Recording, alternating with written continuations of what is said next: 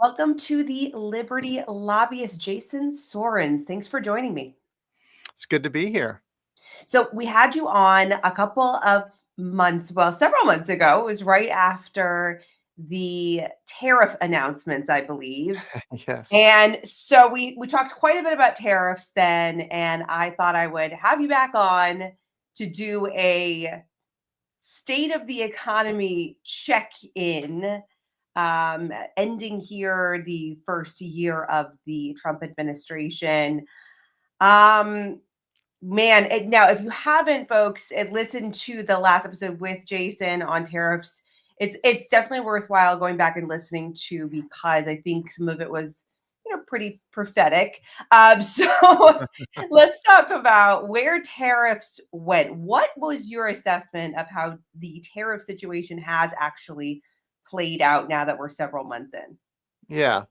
Well, it's hasn't been as bad as it could have been. Certainly, when those Liberation Day tariffs were announced back in April, the rates were very high and seemingly arbitrary, and the market reaction was immensely negative. Right, the stock market collapsed in a matter of days. And then after that, the Trump administration started carving out exceptions, started reaching framework deals, and lowering rates, often on an interim basis on various trading partners. And so the average tariff rate in the U.S., once you account for all of those exemptions um, and kind of delays and postponements of the full rates, has gone up from about 3% last year to somewhere, depending on your data set, in the kind of 13 to 18% range. And then, so they all have different methodologies, and it's very complex, right, with all of these exemptions. So there's some disagreement about it. So there's been a significant increase in tariffs, but we're not seeing that 30, 40% that was announced back in April. And so the economic consequences have also been sort of in between. When you look at variables like inflation um, and, um, and certainly things like economic growth and job growth. Yeah, I mean, I can tell you, I found it really hard to even keep track of, if I had wanted to keep track of it really closely, because it was an ever evolving situation on an hour by hour basis, it seemed. What do you make of the thought process that Trump did this to leverage countries to do what he wanted them to do? And so it was really more of the threat than the bite that was the point. There's a little bit of that. So certainly, I think that might have been one of the reasons that they came out and just did a shock and awe announcement, figuring that they could change the details later. But throughout his life, he really does believe in tariffs, and he still promotes tariffs as much as he can. So I do think he really thinks that higher tariffs are in general good, Mhm. and um, any climbing down he's had to do has sort of been a concession to the market, or a concession since the elections of this year to the voters. So what we've seen with the markets is the development of the so-called taco trade, right? Trump always chickens out, and in a way, it's fortunate that he has chickened out in Yeah. many respects, and that's contained the damage, but he hasn't completely backed down at all. I mean, those tariffs have still gone up, and when you look at how inflation rates have changed over the course of the year, back in January we were looking at an annual inflation rate of 2.4%, a little bit high, but now we're at 3%. So the inflation rate definitely ticked up over the course of the year. And the inflection point really does seem to have been April, and especially in goods markets. So things that are tradable, right? So your consumer durables like washing machines, automobiles, things like that, groceries, right, food, all those things in general over time tend to fall in price, whereas services, think education, healthcare, things like that, tend to go up in price. And then what we see in the middle of this year, all those goods start to bend back up, whether imported or domestically made. Because again, if you're a domestic producer, imports are more expensive. You can also raise your prices. So, Yeah, can we get into that a little bit more? yeah, Because I think this is something that people don't understand. So the idea that a lot of people like behind the concept of tariffs in, the esoteric is, well, because then people will buy more American made, and that's good because that provides more jobs for American workers. But this idea that talk a little bit more about how it also increases prices of American products. yeah. I mean, that whole logic requires tariffs to increase prices, right? Mhm. If tariffs don't increase the prices of the imported good, there's not going to be any substitution away from those imported goods toward domestically produced goods. So the whole logic and rationale of protectionism is to raise the prices of those foreign made goods. And of course, if domestic made goods were just as cheap and just as good as the foreign made goods in the first place, people would just be buying the domestic made goods. So we know that domestic goods that are competing with imports that people are switching to are going to be either more expensive or of lower quality than the foreign made goods. Otherwise, people would have already been buying them. You wouldn't need the tariffs. So the tariffs drive up the cost of imported goods and thereby also drive up the cost of those domestic substitutes. And the reason why it doesn't help with job growth is that it takes resources away from our exporting industries that we used to sell abroad and turns them toward those import competing industries. So instead of making, semiconductors and lasers and aircraft, we're now making, t-shirts and screwing in panels on iPhones and things like that. I mean, that is the whole idea behind these protectionist tariffs that help kind of prop up otherwise inefficient domestic industries.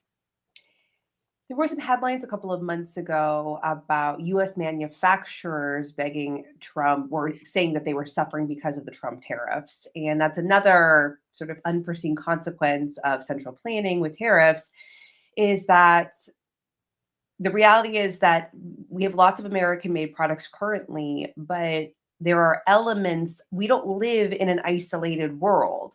There are many elements of those products that can only be produced overseas. I have a 7-year-old, and I've been reading the Tuttle twins to her, and one of the books is called The Miraculous Pencil, and they talk about all the different places that all the elements of the pencil come from around the world, because you can't just make a pencil in one location. And I think that that's another element that people don't understand. And what I've noticed with the Trump carve outs is that they, as with all central planning, it creates issues. And then to solve the issues, you have to make more carve outs. But unfortunately, the only people who have his ear to make those carve outs are big businesses Mhm. and not the small business. Yeah, it's been a bonanza for lobbyists, right? Because every company that can get a meeting with President Trump or one of his close advisors is pushing for tariffs on their competitors and lifting tariffs on their own inputs, right? Yeah. And so the unfortunately the tariffs we've enacted um, have been not very intelligent. So they're kind of smarter, or maybe we could say less dumb and dumber ways to do protectionism. And unfortunately, what we've done is we've done more toward the dumb end of the spectrum. And so we've raised a lot of taxes on things that go into stuff that Americans make. So steel, aluminum, and lumber are big examples. Inputs that are critical to the manufacturing industry, to the construction industry, and we've raised the cost of doing business for all those companies, those American companies, and these are American companies in many cases that are doing advanced technological things, self-driving cars and lasers and aircraft and things like that, and steel's a big part of what they use. So we're hurting those industries by raising their costs of doing business. By contrast, we've helped U.S. Steel. The U.S. government has taken an ownership share now in U.S. Steel, and the Trump administration is also doing that, taking ownership shares in companies. Yeah, we should Um, get into that. Yeah. yeah. So more central planning, and it hasn't been intelligent. It's been sort of seat of the pants.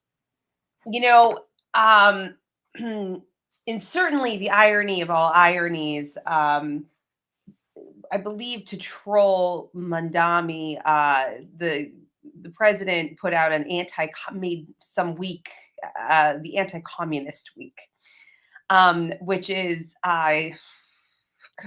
tough to see. When yes, talk to us a little bit about this Trump concept of taking shares of companies and what the issue is with that. Yeah. Well, I think he really thinks that he knows where the economy needs to go, and he's going to use the power of his office to kind of direct the economy in that direction. He's gotten the federal government just a golden share in U.S. Steel, so they can now make veto business decisions in the company, and they've already forced a plant that was inefficient to remain open. Um, we've now taken a 10% stake in Intel, uh, one of several semiconductor makers in the U.S. Why are we subsidizing Intel versus any of the others? Um, it's anybody's guess. 15% stake in MP Materials, a rare earth mining company. And so the idea here seems to be he actually wants the federal government to have decision-making rights over these companies' business decisions. Otherwise, why would you take an equity stake? If you wanted to subsidize these companies, you could do like Operation Warp Speed, where you had guaranteed purchases. Okay, so it might be a bad idea as well, but at least you're not taking an ownership stake and controlling their business decisions. So really, the problem is that the government doesn't usually run businesses well. You would expect that the management and especially the investors in a company know how to run that company and what the strategic opportunities are to grow their market. And the government is likely going to make these decisions on the basis of politics. Let's never lay off workers because that's unpopular, right? And so you're gonna end up with a bloated workforce. You're not going to take advantage of market opportunities that are out there. You're not going to innovate as much. Those are really the downsides of public ownership of Political companies. political incentives are so different than business incentives. And when President Trump ran on, I'm going to run the country like a business. And I think that he thinks that he's delivering on that by taking these shares of businesses because, oh, we're going to have the United States government is going to have assets. And but the problem is that you actually cannot run a country like a business because inherently the incentive structure is completely different.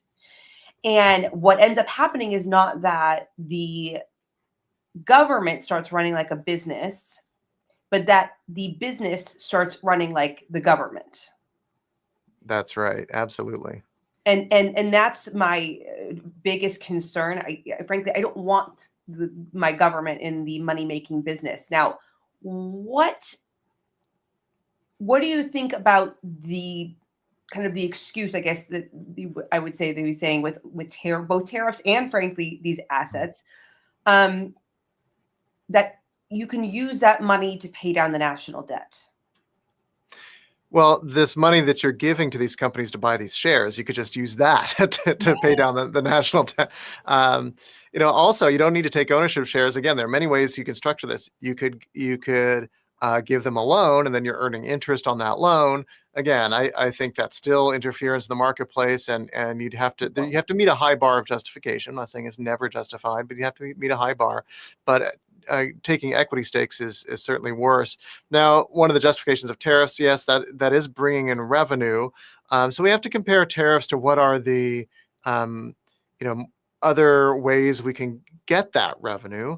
And of course, the dominant way the federal government gets revenue is through income taxes, and income taxes are, relatively inefficient compared to consumption taxes or, land value taxes or some of those other examples like that. But um, but tariffs are really a fairly inefficient way of raising revenue, even worse usually than income taxes, unless you're talking about kind of a low flat tariff that's easy to collect.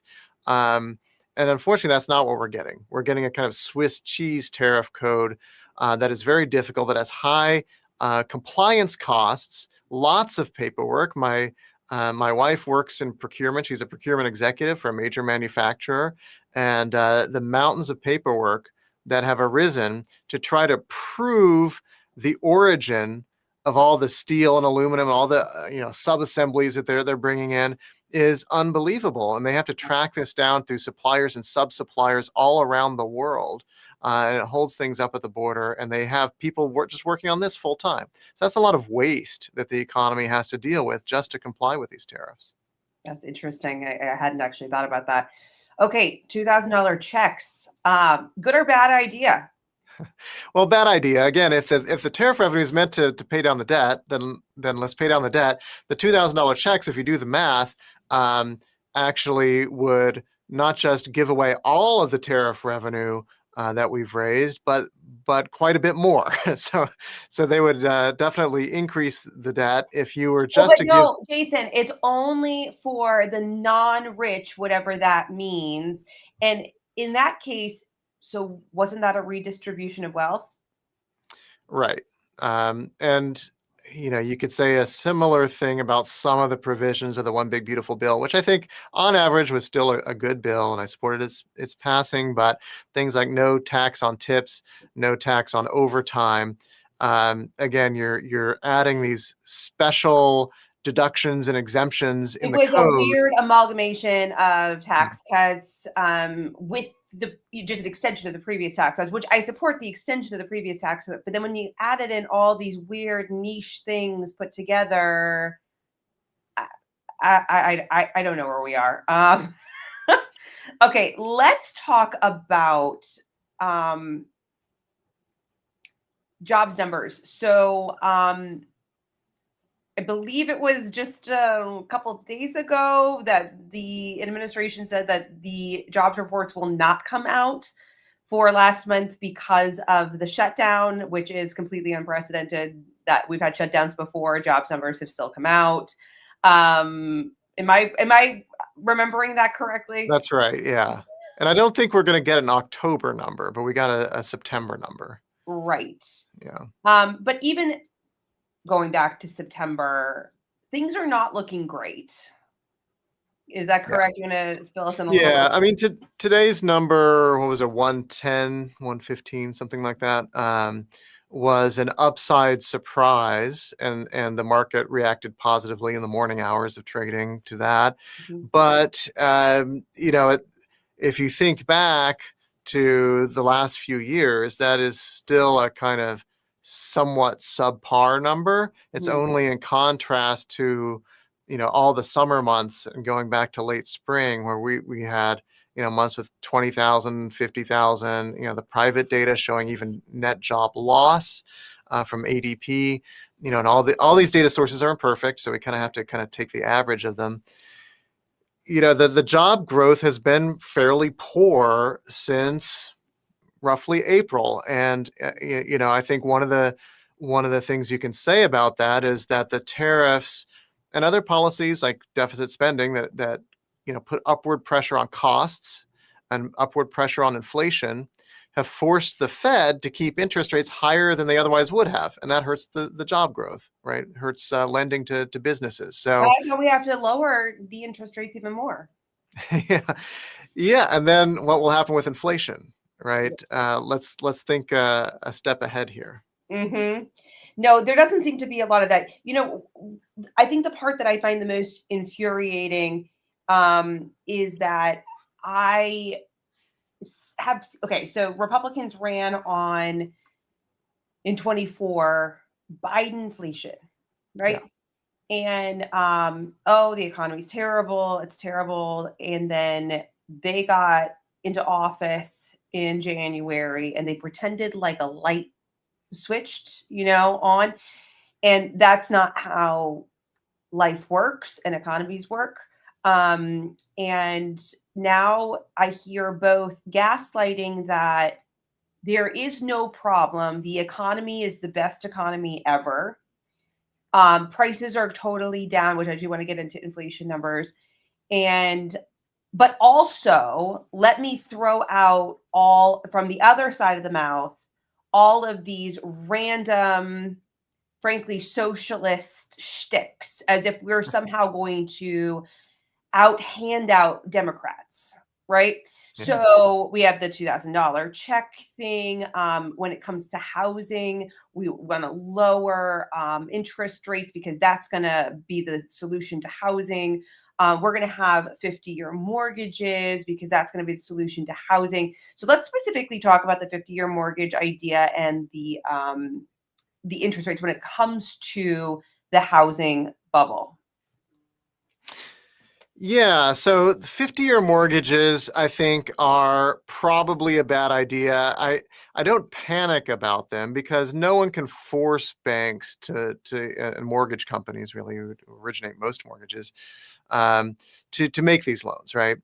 Uh, but I do think that if they were offered, if Fannie and Freddie started reinsuring them so that, Yes, providing. that's my worry. Yeah. Mhm. Yeah, I mean, so that there could be some taxpayer liability there. So first of all, the credit risk is higher with a longer loan, right? When you have a 50-year mortgage, you're paying off less principal at first, and you end up with higher interest payments over the life of the loan, and so there's greater risk when you get a foreclosure there because you haven't you haven't gotten much of that principal paid down, and who knows, what the state of the property is. So, for that reason, I think lenders are going to be unlikely to offer 50-year mortgages, even if Fannie and Freddie start, They do in offering to Canada. reinsure them. Canada's had 50-year mortgages for a long time. Yeah, yeah. I mean, I think there's a segment of the market where you might see it. Mhm. But I also think, home buyers aren't going to want to take on a loan that takes that long to pay off and You to give pay a off some of lot of those. people a lot of credit. Yeah. What I am concerned is that too many people will want it, and it will temporarily boost housing prices again because Well, there'll yeah. be more of a bubble effect. Yeah, it's not going to increase housing affordability because if you make credit easier, you're just going to encourage demand, and unless you raise supply, it's just going to cause prices to go up. So that is absolutely true.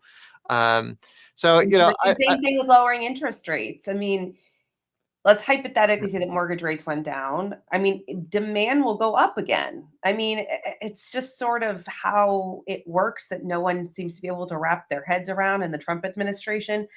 Okay, for the sake of time, I generally have had this issue for a long time, and I can't even figure it out totally. And so maybe you can help me out. It has felt for quite a while that the stock market is very mismatched from reality. And I, people's reality is that things are expensive, people are starting to struggle, and and we're seeing that in all sorts of numbers. And yet, okay, the stock market has kind of taken a slight dip into more recent days, but overall, as a Mhm. trend line, things are grand. What is making that happen, and why are things so mismatched from the average American? Yeah, that's a great question. So, equity values represent the sort of net present value of the future earnings of these companies.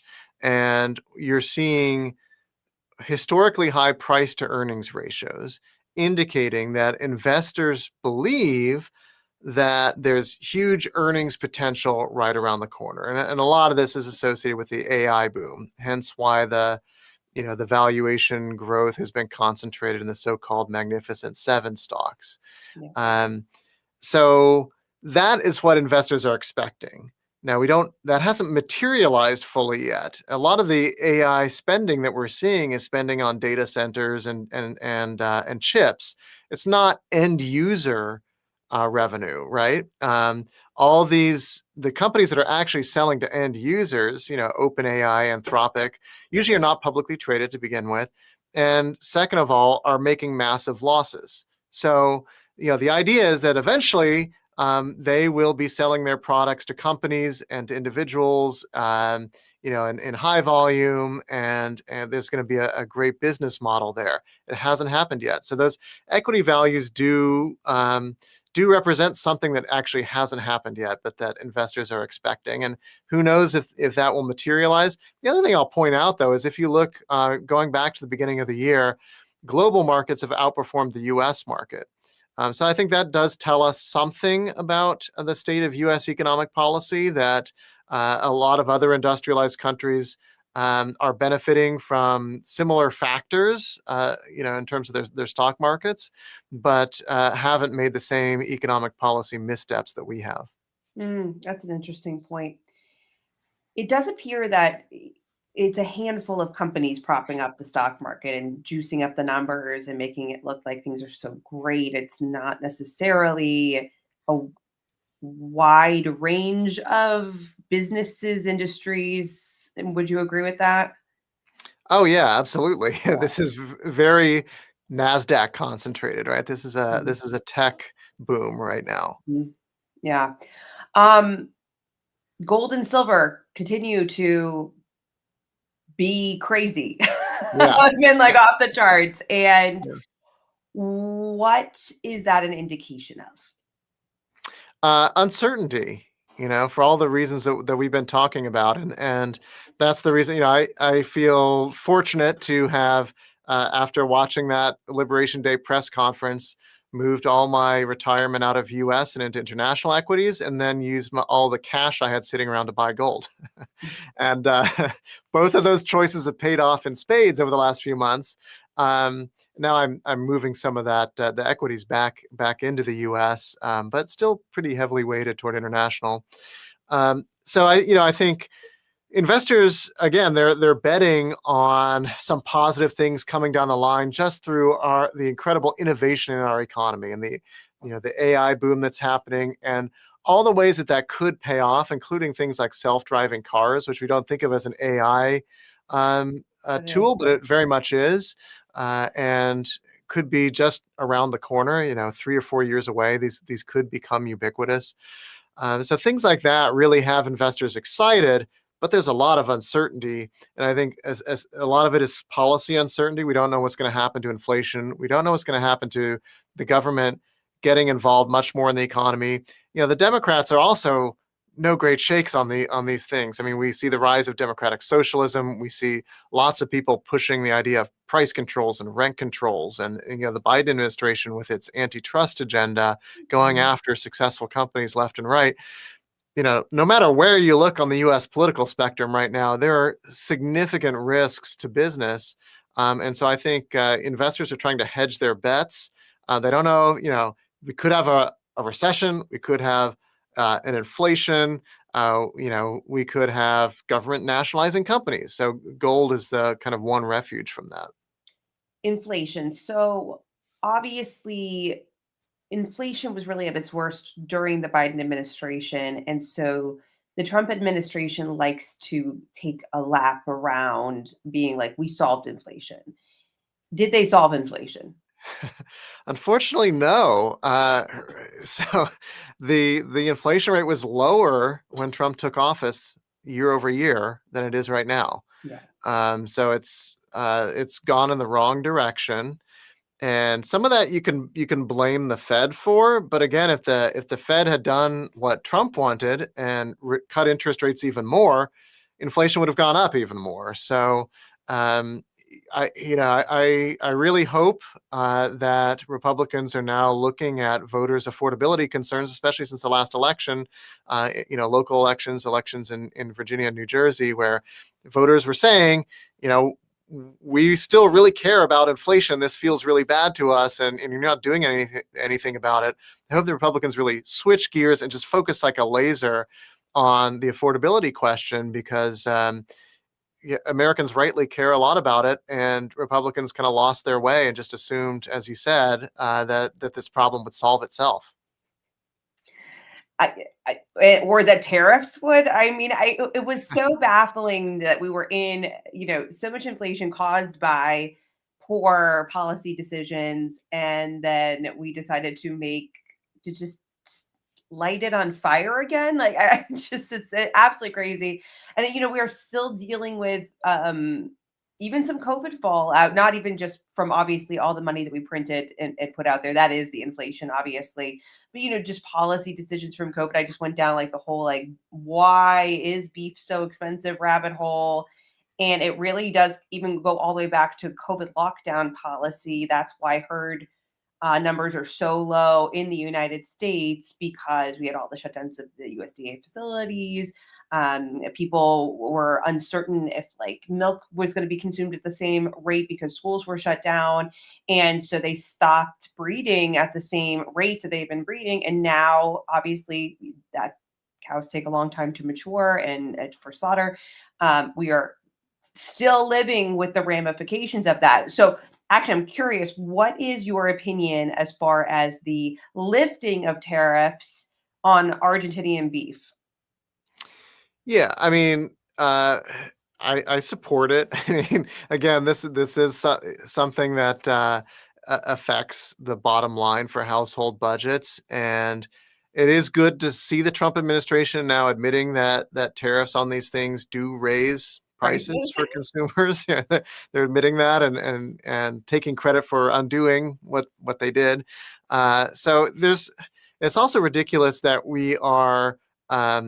Levying tariffs on goods that the US does not even produce, right? Well, It's right. just We had tariffs on coffee, on right, melons, on papayas, on like things that do not grow in United States. It was absolutely bonkers right, that my coffee doubled, you know? right. Yeah, Um, chocolate. Yeah, you go down the list, and even things like T-shirts. Like we don't want Americans like sewing T-shirts in sweatshops. Like that's so we should not be levying tariffs on any of those things. And I would argue even 19th century technologies like steel. Let's diversify our steel sourcing certainly among friendly countries, but there's no reason we need to be making a lot of steel. Let's make a lot of 20th, 21st century goods and services. Indeed. Uh, One last thing before I let you go. Bitcoin has taken a bit of a turn. What is going on there? I really know very little. Yeah, I mean, the thing with crypto the last few years, it has increasingly become a proxy for the broader tech sector, especially fintech. And so when you see volatility in financial tech firms, crypto just amplifies it. Oh, And so interesting. that's one reason why I these days am very reluctant to put significant savings in crypto, just because it seems to just amplify the volatility that's out there in the market rather than hedging it. So I'm Mm, looking for hedges against the volatility we're experiencing right now. And I'm not seeing that with crypto. I mean, obviously it has use cases, but I just don't want to hold a ton of it. That's a personal opinion. no, no, that makes sense. Do you think some of the volatility is due to the suspicion that AI is probably a bit of a bubble that will have, maybe it won't burst, but like the steam will be let out of it a bit? It could be. So, my pet hypothesis, and I'm open to be proven wrong on this, but is that a lot of the AI spending we're seeing right now is a kind of game of chicken, right? Where all these AI companies are kind of driving toward each other, right? And they're waiting to see who swerves first, and they're just teching up as much as they possibly can, and throwing gobs of money at this to build the best possible model. But a lot of these models will not survive, and a lot of these investments will be liquidated down the line. Um, so we'll see. I mean, I think a lot of people have different views on this, including many sophisticated investors. So part of what could be going on here as well is that with electricity costs rising, things like Bitcoin mining are less attractive now than they used to be. It could just be in general with other investment options opening up, including greater ability for now more middle income investors to invest in private equity. Some of that deregulation in the financial sector might also be making crypto less attractive. And then finally, China cracking down on outflows. In the past, outflows from China have been a big driver of crypto prices because that's where a lot of the demand for crypto came from. That's a way for them to kind of offshore some of their savings. So China's increasing kind of wall around their country in terms of finances may be affecting crypto's price as well. Oh, interesting. Well, to wrap up, um, why don't you give sort of a, I don't know, summation of where you think the economy is right now and where you think in the imminent future it is headed? Give us a health rating. Yeah. I'd kind of rate it at about a 40, or maybe 35 to 40. I would say that out of 100. So I would say we have a kind of stagflation light happening with sluggish job growth, slightly rising unemployment, and inflation that's ticked up a bit and is too high, and we don't have a clear path down. Mhm. Um, on the plus side, we have this potentially incredible productivity boom in the AI sector. And, and really, our hopes are kind of riding on that is going to play out over many sectors of the economy and make workers vastly more productive than they are now. And if that holds good, then it should on its own help reduce inflation because now it becomes much cheaper to just produce stuff, right? Mhm. So we'll see. Time will tell. I think next year will be interesting. Yeah, absolutely. Well, thank you so much for coming on. How can people find you? Well, you can find my work at AIER.org.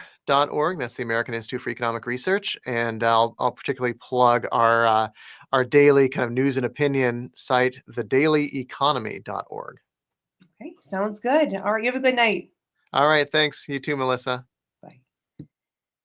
That is it for the Liberty Lobbyist. You can find me on X at Melissa Blasek NH or at Rebuild NH. If you have any questions, comments, concerns, you can always email me director at rebuildnh.com. Until next time.